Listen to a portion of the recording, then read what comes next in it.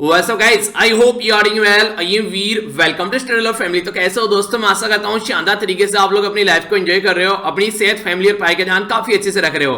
तो एक और हमारे फैमिली मेंबर जो है वो एक साइनिंग स्टार आप लोगों के सामने है, फ्लाइंग ऑफिसर की कैटेगरी में यहाँ पर इनका सिलेक्शन हुआ है, नाम है वैभव। तो आप लोग समझ सकते हैं कि अगर कोई पर्टिकुलर पर्सन अगर डेडिकेशन के साथ में लगा रहता है तो फाइनल डेस्टिनेशन तक एक दिन पहुंच ही जाता है। और एक और इंपॉर्टेंट बात यहाँ पर जो मुझे काफी इंटरेस्टिंग लगी, इनको अपनी इस एसएलवी फैमिली चैनल के बारे में जो बताया गया था वो इनके दोस्त के द्वारा बताया गया था, सुसैन, इनके द्वारा इनको बताया गया। और तब से लेकर नवंबर 2018 से लेकर ये इसको फॉलो कर रहे थे चैनल को। और इंटरेस्टिंग बात यहां पर ये कि जब बात करें इनके गांव में नेटवर्क नहीं हुआ करते थे तो वीडियो को ये डाउनलोड कर लिया करते थे और फिर उसके बाद में देखा करते थे, और दोनों चीजें फॉलो कर रहे थे, द हिंदू न्यूज़पेपर और नैनो मैगजीन। तो यहां से आप लोग एक अंदाजा लगा सकते हैं कि जितने भी पर्सन का सिलेक्शन हो रहा है वो उस प्रोसीजर को कंटिन्यूअसली फॉलो कर रहे हैं। ठीक है, तो यहां से आप लोग देखिए कि अगर इस तरीके से आप लोग अपने लाइफ का एक टारगेट बना लेते हैं तो आप लोगों के माइंड में क्लैरिटी आना स्टार्ट हो जाएगी कि क्या सही है और क्या गलत है, कहां से क्या क्या चीजें आप लोगों को फॉलो करनी है।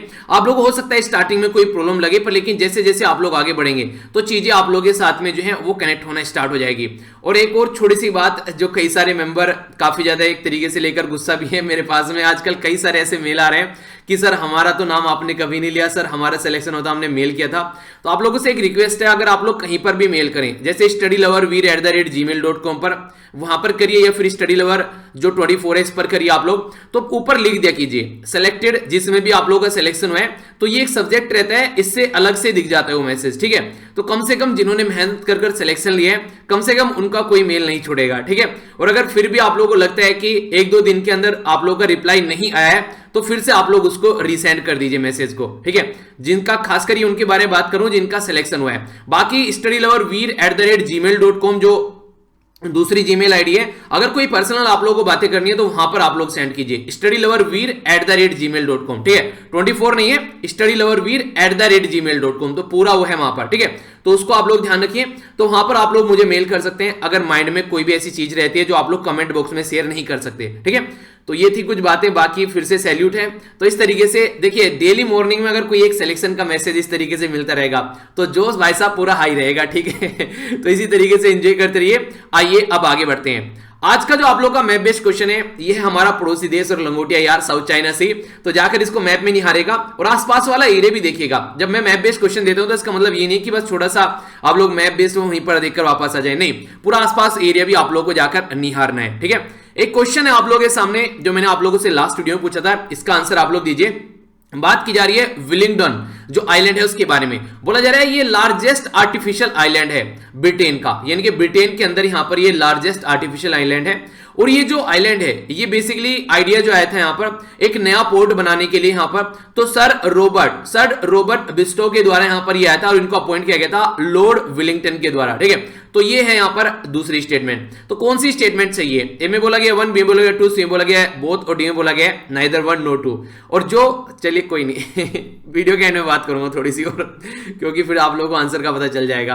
कंफ्यूजिंग नहीं है, अगर किसी ने सुना होगा इसके बारे में तो बोलेंगे कि वाह क्या बेवकूफ बना रहे हैं सर। क्वेश्चन का आंसर जब दूंगा तब आप लोगों को पता चलेगा। ठीक है, ऐसे ऐसे क्वेश्चन बड़ी फ्रीक्वेंटली एग्जाम में पूछे जाते हैं यार। वीडियो के एंड में आप लोगों से बात करूंगा इसके बारे में, इंटरेस्टिंग फैक्ट है, जानकर आप लोगों को इंटरेस्ट लगेगा। एक और छोटी सी बात जो मुझे कई बार एक बच्चे के द्वारा पूछी गई, सर आप एक बात बताइए, हालांकि बात पहले बता चुका हूं, लगाई इसने नया नया अभी फॉलो करना स्टार्ट किया, कि सर वेस्ट बंगाल जो है वो हमारी कंट्री का जब आप लोग मैप देखेंगे तो वो ईस्ट में पड़ता है, तो फिर इसको वेस्ट बंगाल क्यों बोलते हैं? तो इसका आंसर है हमारी कंट्री की हिस्ट्री में। आप लोगों को पता होगा कि 1905 में हमारी कंट्री में डिवीजन किया गया था। ठीक है, बंगाल का विभाजन जिसको आप लोग बोलते हैं। तो उस टाइम पर हमारी कंट्री में जो हिंदू मुस्लिम को डिवाइड करने के लिए अंग्रेजों के द्वारा बंगाल का विभाजन कर दिया गया था। तो आप लोग देखिए, अगर इसको आप लोग इस तरीके से डिवाइड करेंगे तो ये हो गया जिसको बांग्लादेश बोलते हैं, इसको पहले ईस्ट पाकिस्तान बोला करते थे। जैसे देश आजाद हुआ ना तो इसको ईस्ट पाकिस्तान बोला गया बांग्लादेश को, और इसको बोला गया वेस्ट पाकिस्तान। पर लेकिन बाद में 1971 के टाइम पर इंदिरा गांधी जी के द्वारा यहां पर हेल्प की गई बांग्लादेश की, तो बांग्लादेश एक नई कंट्री बन गया। पर लेकिन अगर आजादी से पहले आप लोग बात करिए तो आजादी से पहले जब इसको डिवाइड किया गया तो ये ईस्ट में चला गया और ये वेस्ट में चला गया, इसलिए ईस्ट बंगाल आज की डेट में बोलना चाहिए वैसे अगर अपनी कंट्री के मैप से हम लोग बातें करें। पर लेकिन ये उस टाइम के हिसाब से इसका नाम रखा हुआ है, इसलिए इसको वेस्ट बंगाल बोलते हैं। ठीक है, ममता बनर्जी जी के द्वारा गुहार भी लगाई गई थी हालांकि एक बार चेंज करने के लिए कि इसको वेस्ट बंगाल नहीं इसको बंगाल नाम रख देते हैं। उससे क्या होगा? उससे ये होगा जब यहां पर कहीं पर नाम लेने की बात आती है तो कैपिटल लेटर जैसे ए बी सी डी, तो सबसे पहले जैसे आप लोग बोलिए कि जैसे ए से नाम होता है उनका आता है, फिर बी से, तो सबसे ऊपर नाम आया करेगा, लगभग आप लोग बोल सकते हैं। आज के डेट में वेस्ट बंगाल सबसे नीचे नाम आता है। तो ये भी कई सारी बातें हैं, तो एक छोटा सा फैक्ट है जिसके बारे में आप लोग याद रखिएगा, ठीक है। कई बार आप लोग इसको पूछ चुके हैं। आइए अब आगे चलते हैं। ये जो स्टार्टिंग में कुछ इंपॉर्टेंट न्यूज हम लोग देख लेते हैं, इसके बाद में फिर हम लोग एडिटोरियल डिस्कस करेंगे और बहुत प्यारे आर्टिकल है, काफी कुछ जानने को मिलेगा। हालांकि न्यूज एनालिसिस भी आज काफी इंटरेस्टिंग है। यहां पर अभी सेंट्रल गवर्नमेंट के द्वारा बोला गया कि जो सेम सेक्स मैरिज है, यानी कि अगर लड़का लड़का आपस में शादी करें और लड़की लड़की आपस में शादी करें, तो सेंट्रल गवर्नमेंट के द्वारा बोला गया हाईकोर्ट को कि इससे काफी सारी प्रॉब्लम सोसाइटी में देखने को मिलेगी। हमारी कंट्री में जो आज के डेट में अगर शादी को रजिस्टर करने की बात की जाए तो उसके जो रूल है उसमें भी वायलेशन देखने को मिलेगा, क्योंकि हमारी कंट्री में जो भी रूल और रेगुलेशन है इन सब मुद्दों को लेकर उसमें अब तक कोई चेंज नहीं किया गया है। तो यहां पर बायोलॉजिकल तौर पर जो हस्बैंड होता है वो नॉर्मली मेल माना जाता है और जो वुमेन होती है वो वाइफ मानी जाती है। पर लेकिन अगर दोनों लड़के हैं, जैसे आप लोगों ने मूवी देखी होगी शुभ मंगल सावधान, तो फिर किस तरीके से डिसाइड करेंगे? तो ये बायोलॉजिकल तरीके से नहीं होगा, यहां पर इन दोनों के हिसाब से इनके अंदर किस किस को लेकर फीलिंग आ रही है तो उसके हिसाब से होगा। हमारी कंट्री में देखिए ये सारी चीजें जो है आज के दिन में प्राइवेसी की कैटेगरी में आ गई है।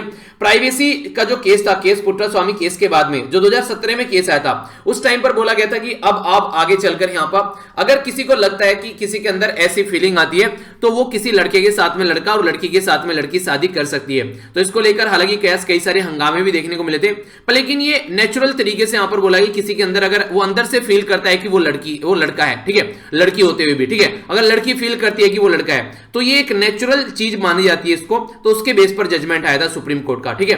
तो इसके चलते जो 2018 में जजमेंट आया था यहां पर सुप्रीम कोर्ट का, तो उसमें बोला था कि जो होमोसेक्सुअल सेक्स है, ठीक है, तो उसको आप लोग क्रिमिनलाइज कैटेगरी में नहीं रखेंगे। तो ये एक पर्टिकुलर केस था सुप्रीम कोर्ट का, तो इसके बारे में आप लोग ये याद रखिएगा। अच्छा, अगर आप लोगों से मैं पूछूं यहां पर कि सोसाइटी में क्या इसको अलाउ करना चाहिए या नहीं करना चाहिए, और ये आप लोगों से ऐसे क्वेश्चन इंटरव्यू में पूछ ले जाते हैं। ये अरे हाँ, एक बच्चे के द्वारा बोला गया सर मेरा नाम मत लेना, वो अभी एक स्टेट पीसीएस के एग्जाम में बैठा था और उसका इंटरव्यू क्लियर नहीं हुआ, ठीक है। यानी कि इंटरव्यू में तो अच्छे मार्क्स थे, पर लेकिन वैसे जो रिटर्न में इतने मार्क्स नहीं थे जिससे कि वो फाइनल मेरिट में अपनी जगह बना सके। तो उसके द्वारा बोला गया सर ये जो ऐसी चीजें आप लोग बोलते हो ना, ये यहाँ पर कि हाँ being a citizen of India, आप भी बताओ इसका क्वेश्चन का आंसर। बोला कि सर बहुत सारे ऐसे क्वेश्चन जो है मेरे से इंटरव्यू में पूछे गए, समझ रहे हैं आप लोग। तो पूरा लेक्चर जो है ना उसमें से आप लोगों को एक एक चीज कहीं ना कहीं जरूर काम आएगी अगर आप लोग रेगुलर ढंग से देखेंगे। जैसे मैंने पूछ लिया आप लोगों से कि इसके बारे में आप लोगों का क्या राय है, ठीक है। तो होमोसेक्सुअल सेक्स के बारे में अगर उसको पहले डिक्रिमिनलाइज किया गया तो क्या शादी अलाउ करनी चाहिए, तो आपकी क्या राय है। तो ऐसे ही क्वेश्चन आप लोगों से इंटरव्यू में पूछ लिए जाते हैं। तो कोई भी अगर ऐसा क्वेश्चन मैं बोलता हूं तो ये सोच लेना कि वो इंटरव्यू का क्वेश्चन है और उसका आंसर लिखने की कोशिश जरूर करना, ठीक है। तो इसलिए बोलता हूं पूरा लेक्चर ध्यान से सुना करो और रिवीजन करते रहा करो, और इसी के साथ में एक भी लेक्चर छूटना नहीं चाहिए, और जिसका छूट जाए उसको कंटिन्यूअसली फिर से उसको लेकर चलना है। ये काफी इंपॉर्टेंट न्यूज है आप लोगों को पता, कल हमारी कंट्री में हैशटैग मोदी जॉब दो, ये पूरे दिन ये ट्विटर पर ट्वीट ये एक तरीके से ट्रेंड करता रहा। हालांकि बाद में आके बहुत सारे ट्वीट जो है डिलीट भी कर दिए गए। मैं देख रहा था बहुत सारे बच्चों ने रीट्वीट किए थे, वो रीट्वीट भी जो 2500 थे घटकर 1500 आ गए, वो भी काफी कम होते हुए वहां पर जा रहे थे। उसका कोई भी रीजन हो सकता है टेक्निकल, उसके पीछे नहीं जाएंगे, उसके बारे में कुछ आइडिया भी नहीं है क्या चल रहा होगा रीजन।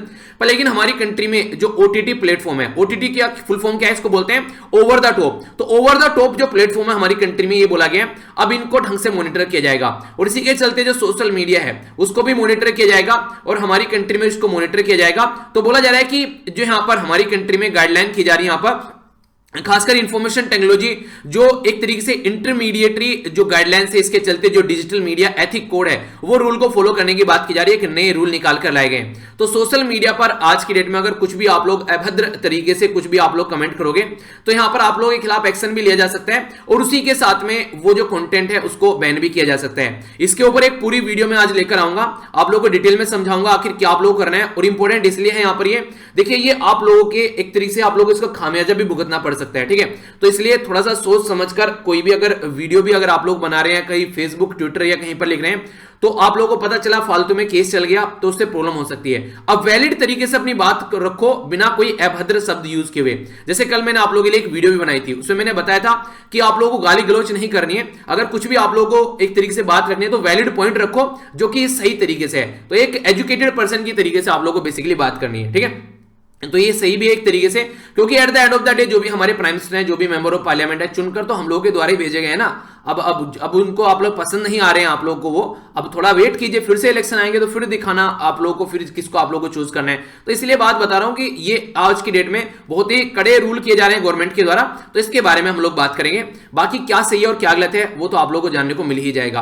आगे बात करते हैं इंडिया और पाकिस्तान, बहुत अच्छी खबर बोल सकते हैं, मुझे काफी अच्छा लगता है जब जब ऐसी खबर आती है कि इंडिया और पाकिस्तान मिलकर काम कर रहे हैं। तो 2003 की सीज फायर एग्रीमेंट है। सीज फायर का मतलब क्या है कि लाइन ऑफ एक्चुअल कंट्रोल पर जब जाएंगे तो जो हमारे और पाकिस्तान के बीच में जो बाउंड्री है उसमें अब ये उसको फॉलो करेंगे, ठीक है। तो ये इनके द्वारा जो डिसाइड किया गया था, ये 2013 में इनके द्वारा डिसाइड किया गया था। तो इसके चलते दोनों कंट्री में यहां पर डायरेक्टर जनरल ऑफ जो मिलिट्री ऑपरेशन है उनके भी बीच में डिस्कशन देखने को मिलता है। तो जो डीजीएमओ है उनके द्वारा यहां पर बात की गई है। तो देखते हैं सीज फायर का मतलब होता है कि कोई भी गोलाबारी नहीं की जाएगी। हालांकि पाकिस्तान जो है इसको फॉलो नहीं करता है, बार बार इसका वॉयलेशन करता है, वो अलग बात है, पर देखते हैं क्या सही चलती है आगे बातें।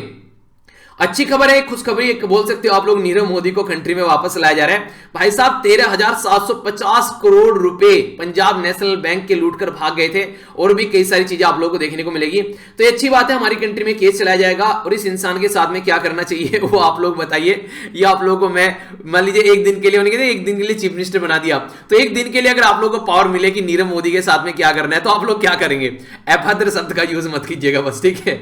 आगे बात करते हैं। यहाँ पर देखिए थोड़ा सा सिक्योर आप लोगों को रहना है। यहाँ पर इस तरीके से प्रॉब्लम देखने को मिल जाती है, और आप लोग अगर डीएम है किसी पर्टिकुलर एरिया के, एथिक्स के अंदर ऐसा क्वेश्चन आ जाएगा कि आप लोगों के एरिया में कोई ऐसा प्रोजेक्ट चल रहा है जिसमें हाउसिंग प्रोजेक्ट के चलते कई सारे लोगों के पैसे लूटे जा रहे हैं, तो आप लोग क्या एक्शन लोगे उस पर्टिकुलर एरिया में। तो यहां पर अभी क्या किया गया, एक एक्स सर्विसमैन भाई साहब थे, तो उनके द्वारा ये इकोनॉमिक ऑफेंडर विंग के द्वारा उनको पकड़ा गया कि 2.5 करोड़ रुपए इनके द्वारा हाउसिंग प्रोजेक्ट के नाम पर लोगों से ठगे गए थे।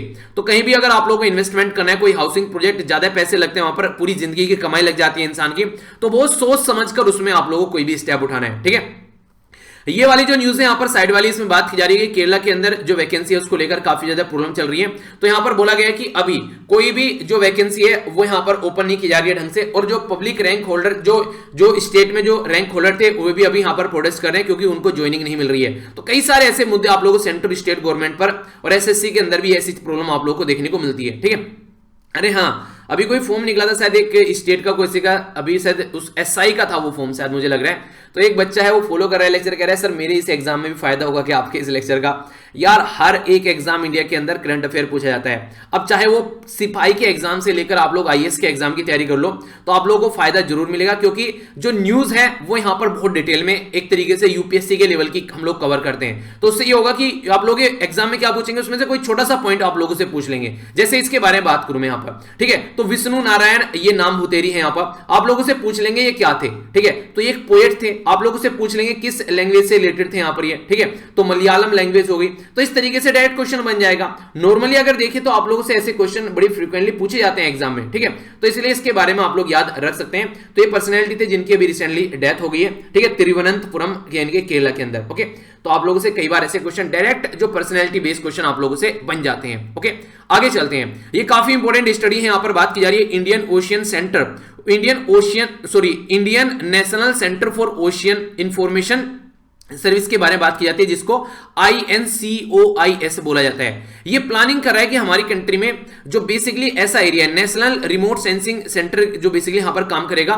ये क्या काम कर रहे हैं कि हमारी कंट्री में जो अंडमान निकोबार वाला एरिया है, तो उसमें जो भी यहां पर उसका जमीनी जो सतह है उसको जाकर चेक किया जाएगा कि यहां पर क्या क्या जो प्रॉब्लम है उसको सोल्यूशन निकाला जा सकता है, और कल को अगर कोई साइक्लोन आता है, कोई ऐसी कंडीशन बनती है, तो उसके बारे में भी जान सके, खासकर जैसे आंध्र प्रदेश और उड़ीसा वाले एरिया में। तो यहां पर जो बेसिकली यूज किया जाए तो एयरबोर्न लेजर, जो बेसिकली यहां पर एयरबोर्न लेजर, ये यहां पर ट्रेनिंग मैपिंग यहां पर की जाएगी, जिसको ALTM बोला जा रहा है, ठीक है। और कौन सी मिनिस्ट्री यहां पर काम करती है, तो मिनिस्ट्री ऑफ अर्थ साइंस के द्वारा ये काम किए जाते हैं।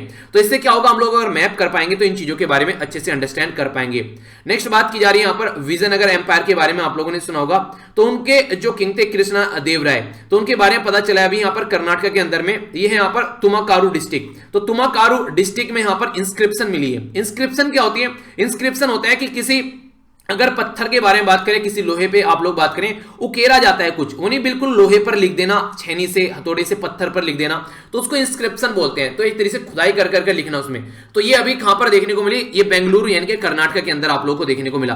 तो याद रखना ये विजयनगर एम्पायर के बारे में बात की जा रही है। तो नाम क्या था यहाँ पर, कृष्णा देव राय। तो आज आप लोगों के लिए थोड़ा सा क्वेश्चन भी है यहाँ पर, कृष्णा देव राय के बारे में जाकर थोड़ा सा पढ़िएगा। क्वेश्चन हिस्ट्री में पूछा जाएगा, आप लोग बोलेंगे यार ये कहां से आ गया क्वेश्चन, तो भाई साहब यहां से आ गया। इस तरीके से क्वेश्चन बनते हैं, ठीक है। आगे चलते हैं। यहाँ पर ये 3 न्यूज है यहाँ पर। एक तो जो बाइडेन के द्वारा यहाँ पर जो डोनाल्ड ट्रंप भाई साहब थे, उनके द्वारा इमिग्रेंट वीजा बैन कर दिया गया था, यानी कि बाहर से कोई पर्सन अगर आ रहे हैं उसके बारे में वो नहीं चाहते थे उनकी कंट्री में कोई बाहर के लोग आए, तो जो बाइडेन के द्वारा उसको रिवोक कर दिया गया, यानी कि हटा दिया गया। अब यूएसए में एंट्री करना आसान होगा, जॉब करना भी आसान होगा। और H1B वीजा के बारे में याद रखिएगा, H1B वीजा जो है हमारी कंट्री में जो बेसिकली स्किल्ड वर्कर हैं उनके लिए प्रोवाइड कराया जाता है। और एक एल वीजा है, यहां पर ये क्या रहता है, ये बेसिकली इंट्रा कंपनी ट्रांसफर रहता है। आप लोग गूगल में इंडिया के अंदर काम कर रहे हैं, तो आप लोगों को गूगल के ही ऑफिस में यहां पर मान लीजिए यूएसए के अंदर भेज दिया, तो इसको इंट्रा कंपनी ट्रांसफर बोलते हैं। H1B वीजा जो होते हैं यहां पर, इसको बोलते हैं स्किल्ड वर्कर वीजा। अगर स्किल कोई है तो आप लोग वहां पर जा सकते हैं। एक इंपॉर्टेंट क्वेश्चन आप लोग बताइए, पहले भी डिस्कस कर चुका हूं, पीआईबी वाली वीडियो में भी आप लोगों से कई बार डिस्कस की बात मैंने। H1B वीजा के ऊपर जो डिपेंडेंट रहते हैं, उसकी हस्बैंड हो या फिर वाइफ हो, अगर यहां पर वाइफ जा रही है उसको H1B वीजा है तो हस्बैंड डिपेंडेंट हो गया, तो उसको कौन सा वीजा दिया जाता है, वो वीजा कौन सा है वो आप लोगों को बताना है। नेक्स्ट न्यूज है यहां पर, म्यांमार के अंदर फेसबुक को बैन कर, म्यांमार का जो मिलिट्री अकाउंट है फेसबुक के द्वारा बैन कर दिया गया है, क्योंकि आप लोगों को पता है म्यांमार में अभी जो मिलिट्री कू देखने को मिला, इलेक्टेड गवर्नमेंट को उठाकर फेंक दिया गया था। और फेसबुक के द्वारा 1 बिलियन का इन्वेस्टमेंट की बात की जा रही है, इन्वेस्ट किया जाएगा 1 बिलियन टू सपोर्ट न्यूज। जहां जहां पर भी जो न्यूज चैनल है उनको सपोर्ट किया जाएगा। और ये कहां से निकल कर आया, ये आया ऑस्ट्रेलिया से निकलकर। ऑस्ट्रेलिया ने जब यहां पर प्रेशर डाला तो ये एक नया सिस्टम सामने निकल कर आया। यहां पर बोला जा रहा है चाइना के अंदर जो गरीबी है वो लगभग 100 मिलियन लोगों को गरीबी से निकाला गया है 8 साल के अंदर अंदर चाइना के द्वारा, और गरीबी को मीट किया गया इनके द्वारा। तो काफी इंपॉर्टेंट है यहां पर। अच्छा है, चलिए हमको भी कुछ ना कुछ सीखना चाहिए अपनी कंट्री में, कैसे हम लोग गरीबी मिटा सकते हैं। तो अगर बात करें यहां पर शी जिनपिंग के बारे में, तो बोला जा रहा है कि जो यूनाइटेड डेवलपमेंट का जो सस्टेनेबल डेवलपमेंट गोल है, ठीक है, तो उसके तहत अगर बात करें तो ये पोवर्टी मिटाने की बात इनके द्वारा की गई है। सस्टेनेबल डेवलपमेंट गोल में पोवर्टी जो है वो पहले नंबर पर है और भुखमरी जो है वो दूसरे नंबर पर है। तो ये याद रखना काफी इंपॉर्टेंट है, जिसके बारे में बात भी की थी।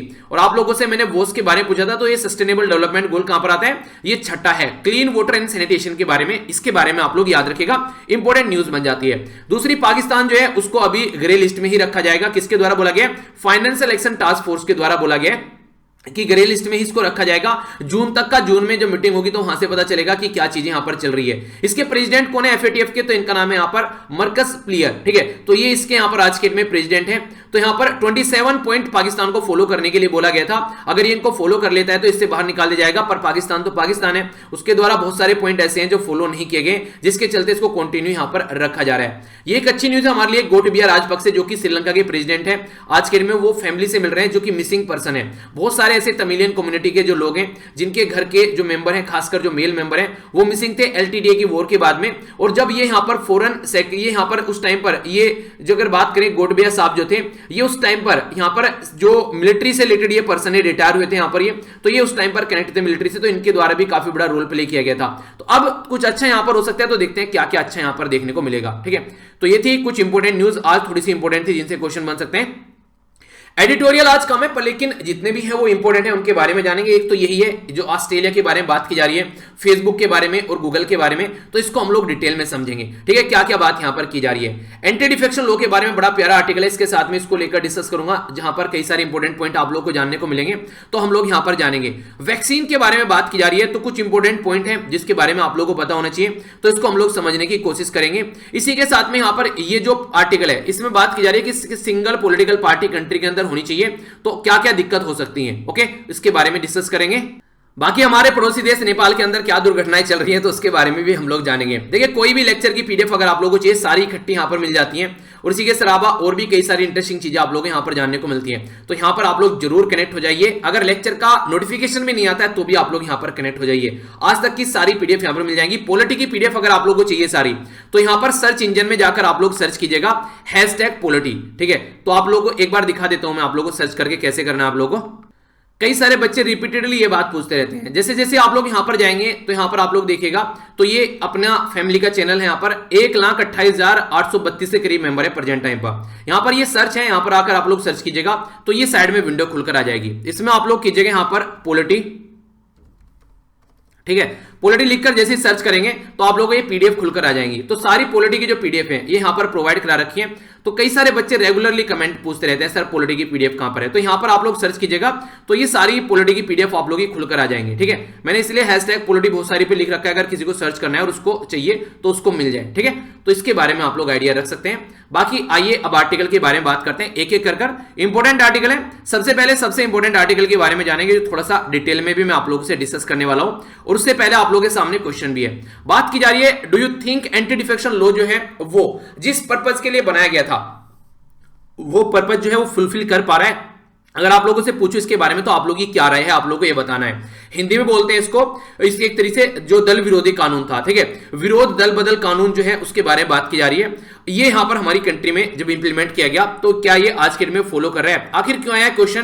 क्योंकि अभी पौंडीचेरी के अंदर आप लोग यहां पर सिचुएशन देखने को मिली, तो उसके अंदर यहां पर एक क्वेश्चन आ गया कि एंटी डिफेक्शन लॉ जो है वो फेल हो चुका है जिसके लिए बनाया गया था उसको पूरा करने के लिए। आखिर ऐसा क्यों बोला जा रहा है? ऐसा बोला जा रहा है पौंडीचेरी के अंदर अभी यहां पर जो इलेक्टेड गवर्नमेंट थी वो मेजोरिटी में नहीं रही, वहां पर माइनॉरिटी में हो गई, क्योंकि उसकी जो पॉलिटिकल पार्टी के जो मेंबर थे उनके द्वारा रेजिग्नेशन दे दिया गया। तो समझते हैं यहां पर पहले एंटी डिफेक्शन लॉ के बारे में थोड़ा सा। ठीक है, एंटी डिफेक्शन लॉ के बारे में अगर आप लोगों को जानना है, ये बेसिक इंफॉर्मेशन है, डायरेक्ट क्वेश्चन एग्जाम में बन जाते हैं। 52वां संविधान में संशोधन किया गया था, यानी कि 52 1985 में 10 शेड्यूल 10वें जो शेड्यूल के अंदर इसको ऐड किया गया था। इसमें दो इंपॉर्टेंट आर्टिकल आप लोग याद रखिएगा।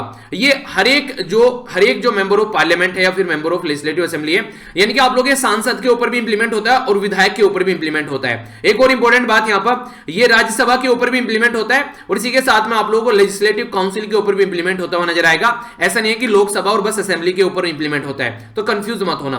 आर्टिकल 102 जो है वो बात करता है मेंबर ऑफ पार्लियामेंट के बारे में, और आर्टिकल 191 जो है ये बात करता है मेंबर ऑफ लेजिस्लेटिव असेंबली के बारे में।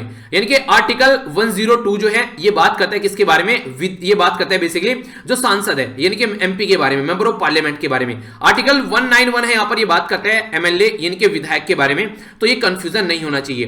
तो इसमें कई सारी कंडीशन है। अगर कोई भी मेंबर ऑफ पार्लियामेंट असेंबली को भी यहां पर तो उसको कैसे कैसे डिस्क्वालीफाई किया जा सकता है? सबसे पहले तो यह कि अगर कोई इंडिपेंडेंट तरीके से इलेक्शन लड़ता है, वो बोलता है जैसे आज के दिन में मैं बोलने लगूं कि मुझे इंडिपेंडेंट इलेक्शन लड़ना है, मुझे किसी पॉलिटिकल पार्टी का पार्ट नहीं बनना है, ठीक है, और फिर बाद में क्या करूं, बाद में बोले मुझे पॉलिटिकल पार्टी कि यार आ जाओ ज्वाइन कर लो, ठीक है, तो मैं अगर ज्वाइन कर लेता हूं तो मैं डिस्क्वालीफाई किया जाएगा मुझे, ठीक है। तो इंडिपेंडेंट पार्टी अगर कोई ज्वाइन करता है, इससे क्यों ऐसा क्यों किया जा रहा है? क्योंकि देखिए मान लीजिए अगर आज की डेट में किसी राज्य के अंदर अगर आज के डेट में 40 सीटें हैं, ठीक है, 40 सीटें, और 40 सीटें में से मान लीजिए 10 मेंबर जो हैं वो इंडिपेंडेंट मेंबर चुनकर आ गए, ठीक है। अब मान लीजिए वहां पर 10 तो इंडिपेंडेंट हो गए, बाकी की बची 30 सीट। अब 30 सीट में से एक पॉलिटिकल पार्टी जो है वो यहां पर लिए बैठी है 15 सीटें, ठीक है, एक पॉलिटिकल पार्टी लिए बैठी है 15 सीटें और दूसरी पॉलिटिकल पार्टी लिए बैठी है यहां पर 15 सीटें। अब यहां पर गवर्नमेंट बनाने के लिए 20 + 1 यानी कि 21 सीट चाहिए यहां पर। अब 21 सीट आप लोगों को चाहिए। अब ये इंडिपेंडेंट मेंबर डिसाइड कर सकते हैं कि यहां पर कौन सी पॉलिटिकल पार्टी गवर्नमेंट बना सकती है। तो पता चला यहां पर इसकी वजह से अनस्टेबिलिटी भी आ सकती है, तो उसके अंदर तो जहां पर भी अनस्टेबिलिटी आएगी, इसको बनाया इसलिए गया था ताकि अनस्टेबिलिटी को रोका जा सके, ठीक है। तो इंडिपेंडेंट मेंबर या फिर नॉमिनेटेड मेंबर, अगर यहां पर इफ नॉमिनेटेड मेंबर जो है वो ज्वाइन करता है पार्टी आफ्टर 6 मंथ नॉमिनेशन, आप लोगों को पता है 6 मंथ जो नॉमिनेशन का होता है उसके बाद में यहां पर जो पर्टिकुलर जो मेंबर है वो किसी भी नॉमिनेशन पार्टी, किसी भी पार्टी को बेसिकली ज्वाइन नहीं कर सकता है। एक इंपॉर्टेंट बात यहां पर ये कि जो मेंबरशिप है अगर वो अपने ही मन से वॉलंटरी, जैसे कि अभी यहां पर क्या चल रहा है, ये वाला फंडा चल रहा है, इसके बारे में डिटेल में डिस्कस करूंगा मैं आप लोगों से। वॉलंटरी यहां पर अपनी जो मेंबरशिप है उसको त्याग देता है, तो इससे क्या फायदा होता है और क्या नुकसान होता है उसके बारे में डिटेल में बात करूंगा, इसको याद रखना। बाकी अगर पॉलिटिकल पार्टी ने बोला कि यार इसको वोट करना है तुमको, और वो बंदा जो है वो वोट नहीं कर रहा है पॉलिटिकल पार्टी के हिसाब से, तो इसको भी डिस्क्वालीफाई कर सकती है पॉलिटिकल पार्टी। पूरा आर्टिकल हमारा इसके ऊपर है, इसके बारे में हम लोग जानेंगे। पर लेकिन कुछ एक्सेप्शन भी है, यानी कि कुछ छूट भी है। अगर चेयरमैन और स्पीकर जो है, ठीक है, वो रेजिग्नेशन दे देते हैं तो उनके ऊपर इसको इंप्लीमेंट नहीं किया जाएगा। यानी कि राज्यसभा के अंदर चेयरमैन और लोकसभा के अंदर स्पीकर अगर अपना रेजिग्नेशन दे देते हैं, छोड़ देते हैं यहां पर अपने पद को, तो उनको यहां पर बेसिकली इंप्लीमेंट उनके ऊपर नहीं किया जाएगा। दूसरा बोला गया अगर यहां पर 2/3 पॉलिटिकल पार्टी ही टूटकर चली जाए तो फिर क्या करोगे? 2/3 का मतलब मान लीजिए किसी पॉलिटिकल पार्टी में 30 मेंबर हैं, ठीक है, तो यहां पर इसको देखिएगा 10 हो गए, तो इसका मतलब क्या हो गया 20, इसको मल्टीप्लाई करोगे जब आप लोग, तो एक पॉलिटिकल पार्टी में 30 मेंबर है, उसके 20 मेंबर छोड़ के चले गए, तो पॉलिटिकल पार्टी क्या रहेगी, वहां तो रूंगा बच गया, बस कुछ रहा ही नहीं है अब। तो इसलिए यहां पर ये इंप्लीमेंट इसके ऊपर नहीं होता है, क्योंकि वहां पर पॉलिटिकल पार्टी नाम की कोई चीज नहीं रही है, मेजॉरिटी से भी ज्यादा मेंबर छोड़कर चले गए हैं। तो कई बार ये भी बोला जाता है कि पहले तो एक एक लोग छोड़ के जाते थे, अब इसने पॉलिटिकल पार्टी को ही डिवाइड करने स्टार्ट कर दिया है जब से एंटी डिफेक्शन लॉ आया, तो ये भी बातें कई बार बोली जाती हैं। प्रिजाइडिंग जो ऑफिसर है यहां पर वो डिसाइड करेंगे क्वेश्चन डिस्क्वालिफिकेशन का, ये भी कंट्रोवर्शियल इशू है, इसके बारे में भी मैं आर्टिकल में डिस्कस करूंगा, ठीक है। अब पहले आप लोग थोड़ा सा ध्यान से सुनिए, बेसिकली दिक्कत क्या है, मैंने आप लोगों को उदाहरण देकर समझाया भी था। जैसे मान लीजिए कोई पॉलिटिकल, एक पर्टिकुलर राज्य के अंदर कोई पॉलिटिकल पार्टी है, वहां पर कई सारी पॉलिटिकल पार्टी है, और टोटल जो असेंबली की सीटें हैं वहां पर वो है वहां पर 40 असेंबली की सीटें, ठीक है। अब 40 असेंबली की सीटें हैं यहां पर, मान लीजिए 2 पॉलिटिकल पार्टी हैं। अब 2 पॉलिटिकल पार्टी हैं, जो पार्टी यहां पर पावर में है, जो यहां पर आज की डेट में गवर्नमेंट चला रही है, उसके पास में 21 सीटें हैं, ठीक है, और दूसरे वाले के पास में 19 सीटें हैं, ओके। अब यहां पर टोटल मिलाकर सारी सीटें भरी हुई हैं।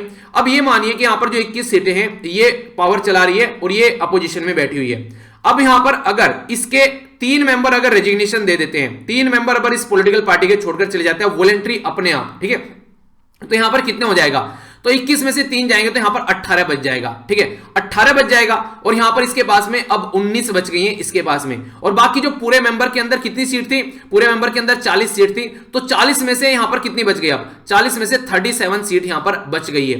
तो 37 सीट के हिसाब से अगर आप लोग बात करोगे तो 18 दूनी 36, ठीक है, तो 1 19, तो यानी कि एक तरीके से यहां पर अब ये मेजोरिटी में आ गई है पॉलिटिकल पार्टी। तो ये पॉलिटिकल पार्टी अब बोलेगी मैं गवर्नमेंट बना सकती हूं यहां पर, क्योंकि अब स्ट्रेंथ जो है वो 37 हो गई है, जो कि पहले 40 थी। अब कभी फिर इलेक्शन होगा तो फिर इन जो तीनों ने रेजिग्नेशन दिया था, अगर ये चुनकर आते हैं तो हो सकता है अब इनके द्वारा रेजिग्नेशन दिया गया था, ये इस पॉलिटिकल पार्टी के लिए चुनकर आ सकते हैं, क्योंकि इलेक्शन होगा, बाई इलेक्शन होंगे, वोट होगी, तो मान लीजिए इसमें चुनकर आ जाते हैं तो इनकी वोट कितनी हो जाएगी, इनकी हो जाएगी 21 वोट, ठीक है, सॉरी इनकी हो जाएगी 22 वोट, ठीक है, तो इनके पास में 22 सीटें हो जाएंगी। जब फुल स्ट्रेंथ होगी तो इनके पास में 22 सीटें हो जाएंगी। तो अगर फिर से इसी कोई मेंबर जो वोट देते हैं, फिर से यही वाली पॉलिटिकल पार्टी अगर चुनकर आ जाती है तो फिर से इसको पावर मिल जाएगी, समझ गए ना। तो मतलब यह है कि अगर कोई रेजिग्नेशन देता है तो मान लीजिए इस पॉलिटिकल पार्टी ने बोला कि अब इसके मेंबर को कि तुमको इतना इतना पैसा देंगे, तुम रिजाइन कर दो, तो ये रिजाइन कर देंगे अगर लालच में आ गए तो, और रिजाइन करने के बाद में ये पॉलिटिकल पार्टी गवर्नमेंट बना लेगी। तो यहां पर राइटर ये बोल रहे हैं कि जैसा पैटर्न अभी यहां पर पौंडीचेरी में फॉलो किया गया है, बिल्कुल ऐसा ही पैटर्न यहां पर जो मैंने भी आप लोगों को समझाया मध्य प्रदेश में फॉलो किया गया था और कर्नाटक में फॉलो किया गया था। तो दोनों जगह आज की डेट में जो सेंट्रल गवर्नमेंट है उसी की पॉलिटिकल पार्टी की गवर्नमेंट है, और चुनकर कोई और गवर्नमेंट आई थी, इनकी जनता ने तो वोट किसी और को दी थी, पर लेकिन उसके मेंबर ने रेजिग्नेशन दे दिया, और बोला जा रहा है कि यहां पर उनको खरीदा बेचा गया, ऐसे कई बार आरोप लगाए जाते हैं। हालांकि ये अपोजिशन आरोप लगाती है, उसके बारे में सामने चीजें निकल कर नहीं आती है, पर लेकिन एंटी डिफेक्शन लॉ जो बनाया गया था कि स्टेबिलिटी के लिए लाया गया है, देखिए जनता ने तो चुनकर किसी और को भेजा था, वो पार्टी गवर्नमेंट बना रही थी वहां पर लेकिन कुछ गलत जो प्रक्रिया है उसकी वजह से एंटी डिफेक्शन लॉ भी वहां पर काम नहीं कर पाया, क्योंकि उसको खुद बोलता है कि वॉलंटरी आप लोग रेजिग्नेशन दे सकते हैं, और वॉलंटरी अगर रेजिग्नेशन दे दिया तो फिर खाली हो गई वहां पर सीट, तो स्ट्रेंथ कम हो गई, अब उसके हिसाब से दूसरी पॉलिटिकल पार्टी के हाथ में पावर आ गई। तो एंटी डिफेक्शन लॉ जो है कॉन्स्टिट्यूशन के अंदर 10वें शेड्यूल में इसको रखा गया था 1985 के बाद में। तो बेसिकली बनाया इसलिए गया था कि ताकि जो इविल ऑफ पॉलिटिकल जो डिफेक्शन है, इनके गलत तरीके से लालच में आकर जो जनता को धोखे दिए जाते हैं मेंबर ऑफ पार्लियामेंट या मेंबर ऑफ लेजिस्लेटिव असेंबली यानी कि विधायक और सांसद के द्वारा, उसको रोका जा सके। तो पर्पज ये था इसका बनाने का, ताकि स्टेबिलिटी यानी कि एक स्थायी गवर्नमेंट बनाई जा सके। ऐसा ना हो कि आज इलेक्शन हो रहे हैं कल को फिर इलेक्शन हो रहे हैं, तो इससे काफी नुकसान देखने को मिलते हैं उन लोगों को जो ट्रस्ट करते हैं यहां पर इनके ऊपर, ठीक है, तो उसके बारे में याद रखिएगा। तो यहां पर बेसिकली ये बोला गया कि आज के डेट में स्टैंडर्ड ऑपरेटिंग प्रोसीजर हो चुका है। स्टैंडर्ड ऑपरेटिंग प्रोसीजर क्या होता है, जिसको एसओपी बोलते हैं। ये एक ऐसा काम होता है कि एक प्रॉपर प्रक्रिया आप लोग फॉलो करते हैं। मान लीजिए आज के डेट में मैं आप लोगों को बोलूं आप लोग को अपना वेट घटाना है, ठीक है, तो वेट घटाने के लिए आप लोगों को कुछ बातें फॉलो करनी पड़ेगी, जिसमें सबसे इंपॉर्टेंट तो यह कि मॉर्निंग में जब आप लोग उठते हैं तो मॉर्निंग में आप लोग का ब्रेकफास्ट जो है वो हैवी होना चाहिए, लंच उससे थोड़ा सा और हल्का होना चाहिए, और डिनर आप लोग का बिल्कुल हल्का होना चाहिए। और डिनर कोशिश करो कि सोने अगर आप लोग 9 बजे जाते हो तो 7 बजे तक अपना डिनर आप लोग निपटा लो। एक तो ये पैटर्न फॉलो करना है। पानी दिन में कोशिश करो कि कम से कम 12 से 15 गिलास के बीच में आप लोगों को पानी पीना है, ठीक है। तीसरा, डेली एक्सरसाइज को अपना पार्ट बना लो। तो एक तरीके से आप लोग बोल सकते हैं कि मोटे मोटे तौर पर ये एक स्टैंडर्ड प्रोसीजर आप लोग फॉलो करेंगे तो आप लोग का वेट कम हो जाएगा। पर लेकिन अगर आप लोग इसका उल्टा करना स्टार्ट कर देंगे तो नहीं होगा। तो स्टैंडर्ड प्रोसीजर है कि जो फॉलो करके कुछ रिजल्ट मिलता है, और वो रिजल्ट अच्छा भी हो सकता है बुरा भी हो सकता है। और यहां पर स्टैंडर्ड ऑपरेटिंग प्रोसीजर बन गया, जिससे हमारी कंट्री में बुरा रिजल्ट देखने को मिल रहा है, क्योंकि कई सारे जो मेंबर हैं, जो ट्रेजरी ब्रांच यानी कि ट्रेजरी बेंच यानी कि जो गवर्नमेंट के मेंबर होते हैं, वो रेजिग्नेशन दे देते हैं। तो इसके चलते नो कॉन्फिडेंस मोशन फिर यहां पर होती है, और उसमें यहां पर क्या होता है कि जो गवर्नमेंट बनाने वाली पार्टी है वो मेजोरिटी में नहीं रहती है, तो उसको छोड़कर जाना पड़ जाता है, जो कि मध्य प्रदेश, कर्नाटका और सेम पैटर्न ऑफ पौंडीचेरी में फॉलो करने को मिला। इंपॉर्टेंट बात याद रखिएगा, एंटी डिफेक्शन लॉ जो है राज्यसभा और लेजिस्लेटिव काउंसिल के ऊपर भी लगाया जा सकता है, लग सकता है, ऐसा नहीं कि इनके ऊपर नहीं लगेगा, ठीक है। हालांकि ये जो है ये गवर्नमेंट बनाने में कोई हेल्प नहीं करते, क्योंकि राज्यसभा में जो मेंबर हैं उनसे गवर्नमेंट बनाने का कोई मतलब नहीं है, पर इनके ऊपर भी लगता है। तो ये क्वेश्चन आप लोगों से ट्रिकी क्वेश्चन एग्जाम में पूछा जा सकते हैं कि एंटी डिफेक्शन लॉ जो है वो राज्यसभा और लेजिस्लेटिव काउंसिल पे लगता है। जी हां, बिल्कुल लगता है, और डायरेक्ट क्वेश्चन बनेगा, ठीक है। Member of parliament, member of legislative assembly के बारे में अगर आप लोगों से बात करूं तो बात यह की जा रही है कि नो फ्रीडम टू वोट, उनके पास में कोई फ्रीडम नहीं होती है वोट डालने के लिए, अगर ढंग से देखा जाए। ये काफी बड़ी बात है। आप लोग मान लीजिए कोई एसएलवी पार्टी हम लोग बनाते हैं, और एसएलवी पॉलिटिकल पार्टी में कई सारे मेंबर आकर जुड़ते हैं। अब यहां पर मान लीजिए मेंबर जो है वो कोई बिल लेकर यहां पर पॉलिटिकल पार्टी का लेकर आ जाता है, और ये गवर्नमेंट में है, यहां पर यानी कि पावर में है, गवर्नमेंट है। अगर यहां पर एक पॉलिटिकल कोई मेंबर, जो एक मेंबर है पॉलिटिकल पार्टी का, उसको लगता है यार जो गवर्नमेंट जो बिल लेकर आ रही है, एजुकेशन से रिलेटेड बिल है और इसके अंदर ये चेंज होनी चाहिए, या फिर ये मुझे पसंद नहीं आ रहा है, इसके खिलाफ मैं वो वोट डालूंगा, तो ये पावर नहीं है हमारी कंट्री में कि उसके खिलाफ वोट डाल सके, इसको पॉलिटिकल पार्टी से बाहर निकाल के फेंका जा सकता है। तो इससे क्या हो गया, इससे तो ये हो गया ये पर्टिकुलर पर्सन कोई ए है, जनता ने इसको वोट दी तब ये चुनकर आया, और अब ये खुद जनता की बातें आगे नहीं रख सकता है। अगर इसको लगता है कुछ गलत है, जनता के लिए गलत हो रहा है, तो ये उसके बारे में बात ही नहीं कर सकता है, क्योंकि पॉलिटिकल पार्टी के हिसाब से इसको काम करना पड़ेगा। तो इसलिए यहां पर ये मान्यता है कई बार कि मेंबर ऑफ पार्लियामेंट और मेंबर ऑफ लेजिस्लेटिव असेंबली जो है वो अगर किसी पॉलिटिकल पार्टी के अंदर अगर चुनकर आ जाते हैं, तो रियलिटी में उनकी इंडिपेंडेंसी खत्म हो जाती है। चाहे उनको कोई बात सही लगे, चाहे कोई बात सही न लगे, तो उनको फॉलो करना पड़ता है जो पॉलिटिकल पार्टी के द्वारा गाइडलाइन दिया जाता है, ठीक है। तो डायरेक्शन पॉलिटिकल पार्टी के द्वारा जो दी गई है वो उसको फॉलो करनी पड़ती है, तो वो बाइंडिंग होती है। और प्रोविजन अगर जो भी होता है यहां पर, ये एक तरीके से कहीं ना कहीं जो रिप्रेजेंटेटिव डेमोक्रेसी है उसके खिलाफ में चला गया। रिप्रेजेंटेटिव डेमोक्रेसी को बेसिकली क्या बताया गया, तो दो तरीके से बताया गया कि कोई पर्टिकुलर एरिया में से अगर कोई विधायक या कोई सांसद चुनकर आ रहा है, member of parliament, member of legislative assembly चुनकर आ रहा है, तो वो जो वोट जो दे रहे हैं उसके बारे में सोचना चाहिए, उसको ना कि पॉलिटिकल पार्टी के बारे में सोचना चाहिए, उसी के साथ में कॉन्स्टिट्यूएंसी के बारे में सोचना चाहिए जिस पर्टिकुलर एरिया से वो निकल कर आ रहा है। पर लेकिन ऐसा होता नहीं है, उसको पॉलिटिकल पार्टी के बारे में ज्यादा सोचना पड़ता है। नेक्स्ट अगर बातें करते हैं यहां पर पब्लिक इंटरेस्ट में उसको सोचना चाहिए, जनता के हित में उसको सोचना चाहिए, तो वो भी इसको नहीं सोच पाता है क्योंकि इंडिपेंडेंटली काम नहीं कर पाते हैं। तो एंटी डिफेक्शन लॉ जो कॉन्सेप्ट है ये कहीं ना कहीं एक तरीके से जो मेंबर ऑफ पार्लियामेंट या फिर मेंबर ऑफ लेजिस्लेटिव असेंबली है, तो उसको पॉलिटिकल पार्टी का एजेंट बना देते हैं कि पॉलिटिकल पार्टी कुछ भी बोले तो आप लोगों को जिल्ले इलाही बोलना है, यानी कि अपनी आप लोगों को यहां पर बेसिकली माइंड यूज नहीं करना है। अगर बात करें यूएसए के अंदर, अभी आप लोगों को देखने को मिला डोनाल्ड ट्रंप प्रेसिडेंट जो थे उनका इंपीचमेंट किया गया। इवन उनकी खुद की पॉलिटिकल पार्टी भी यहां पर चाह रही थी, कई सारे मेंबर, कि उनका इंपीचमेंट किया जाए, और उन्होंने उसके फेवर में वोट डाली इंपीचमेंट के। पर लेकिन यहां पर इनका कोई कुछ बिगाड़ेगा नहीं, क्योंकि यहां पर रिप्रेजेंटेटिव डेमोक्रेसी है, वो जनता के बारे में ज्यादा सोचते हैं। तो रिपब्लिक ने भी यहां पर कन्विंस किया इस पर्टिकुलर मुद्दे पर कि हां इनका इंपीचमेंट होना चाहिए। तो यहां से आप लोग बोल सकते हैं हमारी पॉलिटिकल पार्टी में क्या कुछ ऐसा है। अगर बात करें आज के में कांग्रेस में या फिर बीजेपी में, अगर आप लोगों से कोई बोले, या फिर आम आदमी पार्टी में कि पॉलिटिकल पार्टी के खिलाफ जाकर आप लोगों को इंपीच करना है, यहां पर अगर आप लोगों को पॉलिटिकल पार्टी से हटाना है, मान लीजिए प्राइम मिनिस्टर मोदी को हटाना है, या फिर राहुल गांधी को हटाना है, या फिर आप लोग बात करें हाँ कि अरविंद केजरीवाल साहब को हटाना है, तो क्या पॉलिटिकल पार्टी के मेंबर, इनकी खुद की पार्टी के मेंबर बोल सकते हैं इसके बारे में? आवाज भी नहीं निकाल सकते भाई, चू भी नहीं करेंगे, ठीक है। पर लेकिन यूएसए में ऐसा कर सकते हैं, क्योंकि वहां पर डिफरेंट सिस्टम है, presidential form of system follow किया जाता है। हमारी कंट्री में parliamentary form of system follow किया जाता है। तो वहां प्रेसिडेंट जो है वो डायरेक्ट चुनकर आता है, जनता डायरेक्ट वोट देती है। हमारी कंट्री में ऐसा नहीं है, आप लोग कभी भी प्राइम मिनिस्टर को नहीं चुनते हैं, आप लोग मेंबर ऑफ पार्लियामेंट को चुनते हैं, और मेंबर ऑफ पार्लियामेंट जो है यानी कि जो सांसद हैं वो आगे चलकर फिर अपने हिसाब से अपने में से कोई लीडर चुन लेते हैं जिसको आप लोग प्राइम मिनिस्टर बोलते हैं। तो डायरेक्टली अगर आप लोगों से कोई पूछे कि हम लोग प्राइम मिनिस्टर चुनते हैं, तो बिल्कुल नहीं चुनते हैं डायरेक्टली प्राइम मिनिस्टर, याद रखना, कंफ्यूज मत होना। अगर बात करूं अकाउंटेबिलिटी के बारे में, तो यहां पर नॉर्मली लेजिस्लेचर जो है वो वोट देता है, तो एक तरीके से वोटर के लिए अकाउंटेबल होना चाहिए, और government is accountable to the legislature. तो जो लेजिस्लेचर है गवर्नमेंट उसके लिए अकाउंटेबल होना चाहिए, पर ये पैटर्न फॉलो होता नहीं है जैसा सिस्टम बना हुआ है। हालांकि हमारे संविधान निर्माताओं जो थे उनके द्वारा ये ऐसा सोचा नहीं गया था कि ऐसा कुछ होने वाला है आगे चलकर, तो यहां पर लेकिन ऐसा ही हो रहा है। भीमराव अंबेडकर साहब के द्वारा भी बात की गई थी कि presidential form of system parliamentary form of system में जो डिफरेंस है उसके चलते हमारी कंट्री में पार्लियामेंट्री फॉर्म ऑफ सिस्टम आना चाहिए, क्योंकि प्रेसिडेंट्स जो है यहां पर यूनाइटेड स्टेट ऑफ अमेरिका के अंदर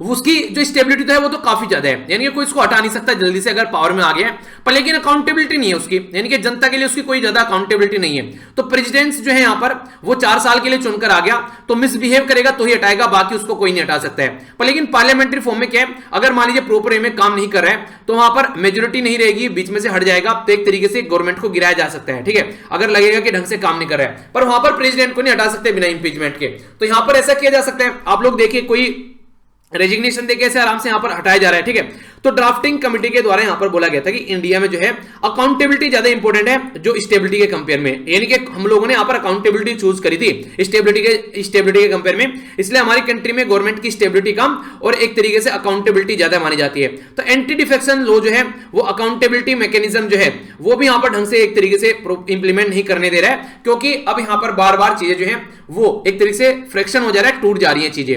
पॉलिटिकल जो सिस्टम है यहां पर उसको टोपल करने के, गिराने के कई सारे तरीके हैं। एक तो आप लोगों ने अभी देखा यहां पर पौंडीचेरी में क्या कंडीशन यहां पर देखने को मिली, कोई भी पर्सन जो है वो अगर रेजिग्नेशन दे देता है तो यहां पर एक तरीके से ये तो ऐसा होता है कि ये तो पॉलिटिकल पार्टी के अगेंस्ट में जाकर वोट डालेगा, अगर वोट नहीं डालेगा तो रेजिग्नेशन कर देता है। कई बार ये नया तरीका ढूंढ लिया है, यानी कि पॉलिटिकल पार्टी के अगेंस्ट में जाएगा तो उसको डिस्क्वालीफाई कर देंगे। अब यहां पर फिर से इलेक्ट होकर बाद में आ जाएगा ये, पर लेकिन यहां पर ये खुद रेजिग्नेशन देना ज्यादा पसंद करता है, पर लेकिन स्पीकर के ऊपर डिपेंडेंट होता है कि वो उसको एक्सेप्ट करे या न करे। मैक्सिमम पॉलिटिकल पार्टी में जो स्पीकर होते हैं वो यहां पर आप लोगों को देखने को मिलेगा, वो स्पीकर जो होते हैं उसके होते हैं जो चुनकर आता है, गवर्नमेंट बनाता है, तो स्पीकर के हाथ में होता है डिस्क्वालिफिकेशन के एक्सेप्ट करना।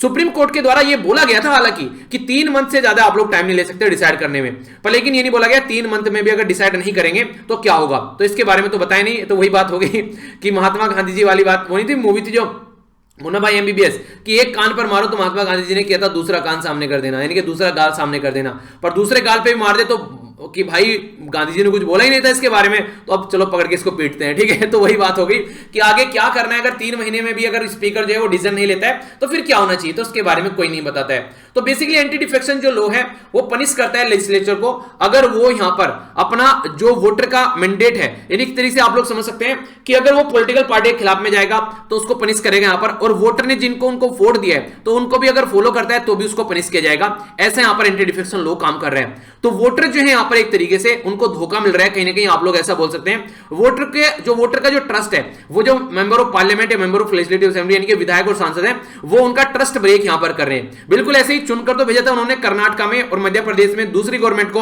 अब यहां पर काम हो गया क्या, उनकी गवर्नमेंट का तख्ता पलट दिया गया क्योंकि कईयों के द्वारा रेजिग्नेशन दे दिया गया। तो एंटी डिफेक्शन लॉ जो है वो रिपील कर देना चाहिए क्या, वो अपना काम ढंग से कर रहा है कि स्टेबल गवर्नमेंट को बनाने के लिए।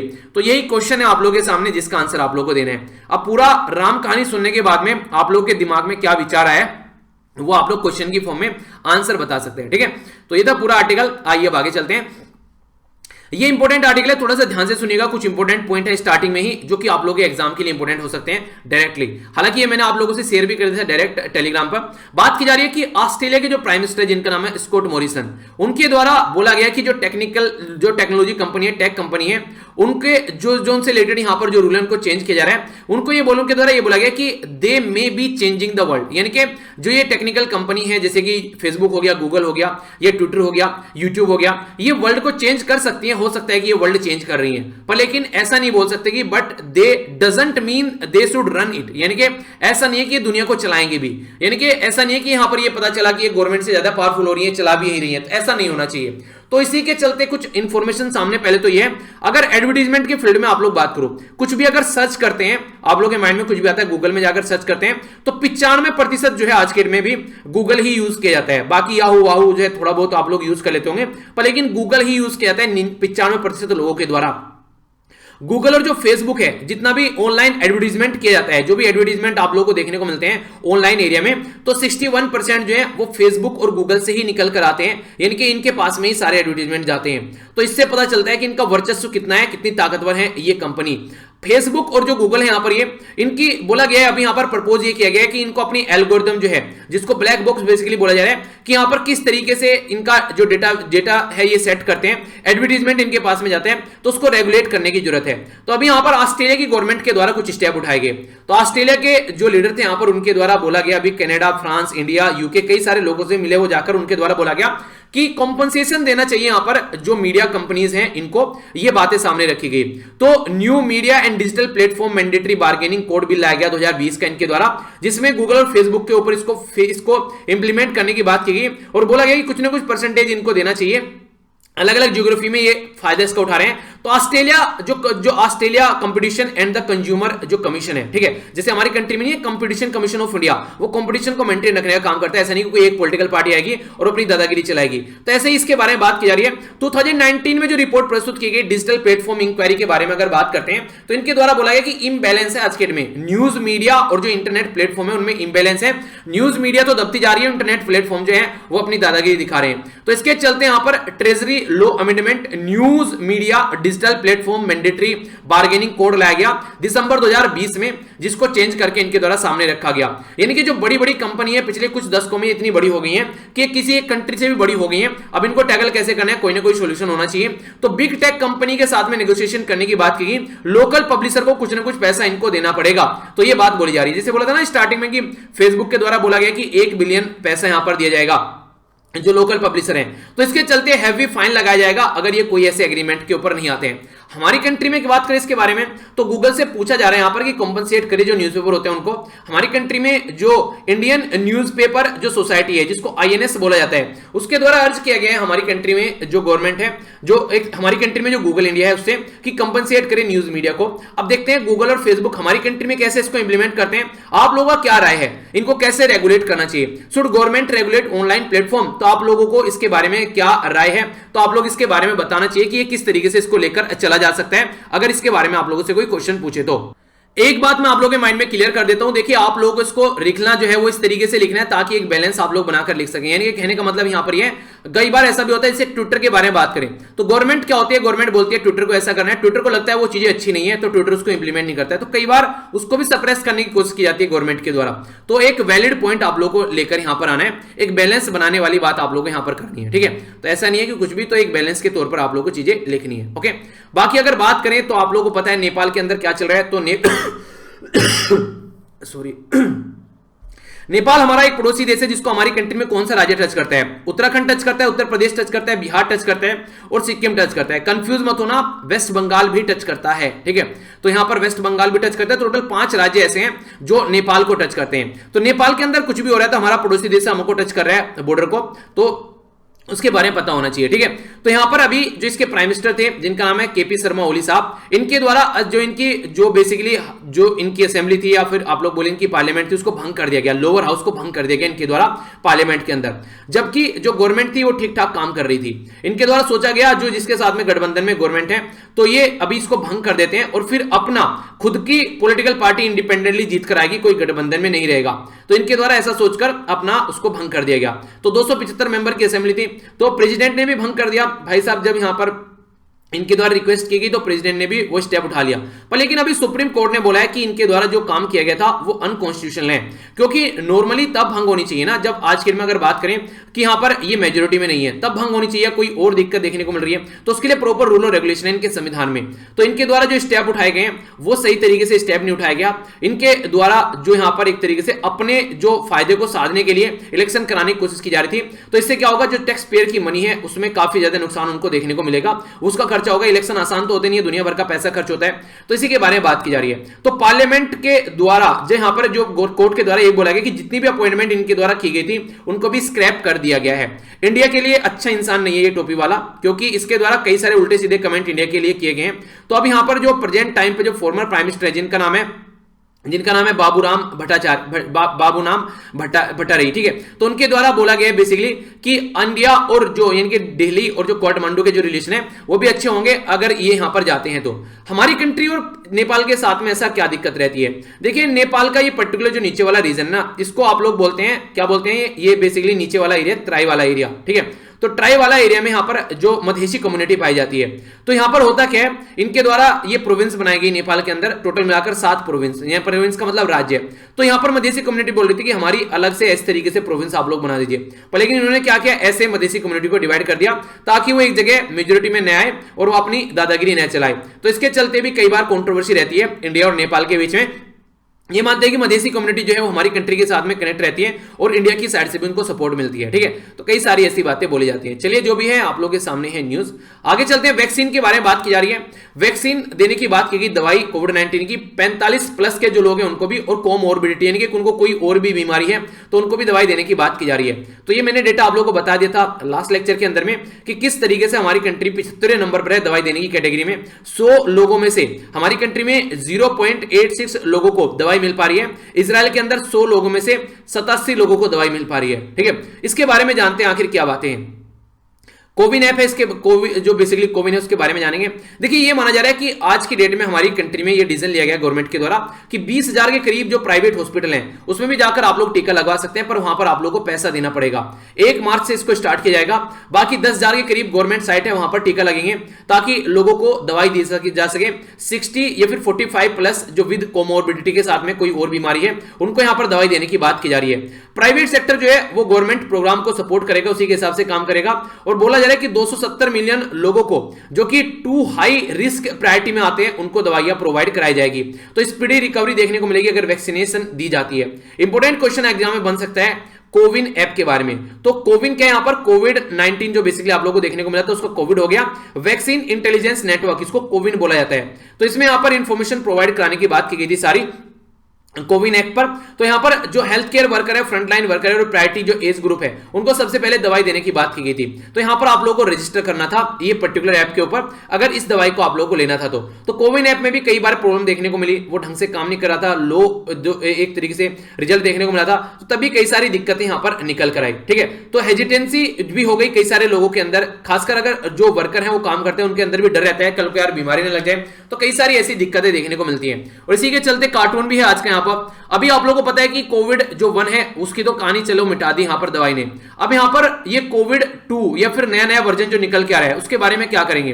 तो इसका बच्चा पैदा हो गया, यहां पर 2 नए बच्चे निकल कर आ रहे हैं इसमें से। अब इसमें से पता चला आगे चलकर कोई और बच्चे निकल कर आ गए तो उसके बारे में सोचना पड़ेगा, क्योंकि वैक्सीन जो है वो इनके ऊपर अब इंपैक्ट नहीं डाल रही है जो दवाई आप लोगों ने बनाई है। उसके लिए आप लोगों को दूसरा कोई फंडा लेकर चलना पड़ेगा, कोई नई दवाई आप लोगों को बनानी पड़ेगी।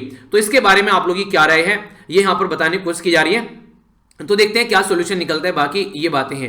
बाकी यहां पर अगर किसी कंट्री में कोई सिंगल पॉलिटिकल पार्टी रहती है तो ये काफी खतरनाक हो सकती है। हालांकि अगर ढंग से काम करे तो वो अच्छा भी हो सकता है। आप लोगों ने एक बात सुनी होगी, कोई भी संविधान जो होता है वो खराब और अच्छा नहीं होता है। यानी कि अगर संविधान कितना भी खराब क्यों ना हो पर लेकिन इंप्लीमेंट करने वाले की मनसा अच्छी है तो संविधान अच्छा हो जाएगा।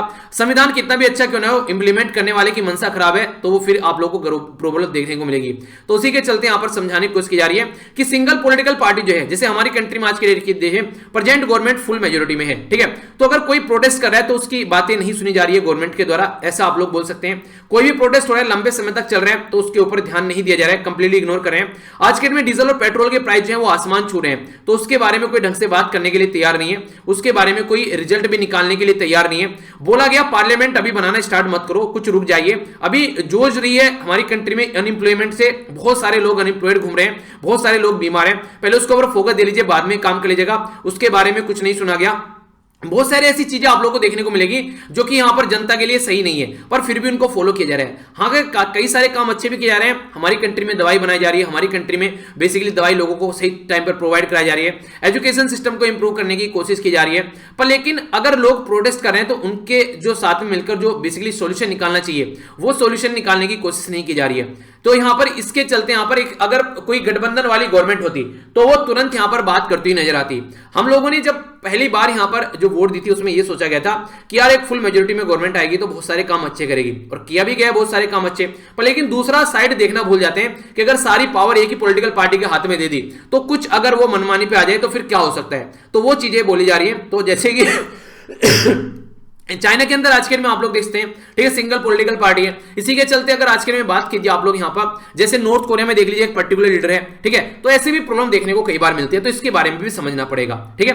तो ये था डिस्कशन। बाकी ये क्वेश्चन है, इसमें मैं हंस क्यों रहा था ये आप लोगों को बता देता हूं।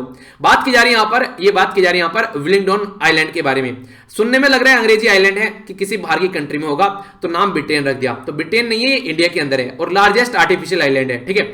ये हमारी कंट्री में उस टाइम पर जो लॉर्ड हमारी कंट्री में जो यहाँ पर गवर्नर थे उस टाइम पर, जिनका नाम था लॉर्ड विलिंगडन, तो उनके नाम पर रखा गया क्योंकि इनके द्वारा ये अपॉइंट किए गए थे ऑफिसर, जिनके द्वारा इसको बेसिकली बनाया गया। तो सेकंड स्टेटमेंट यहाँ पर सही है, यानी कि बी सही है, ठीक है। तो याद रखना यहाँ पर आंसर इसका बी हो गया।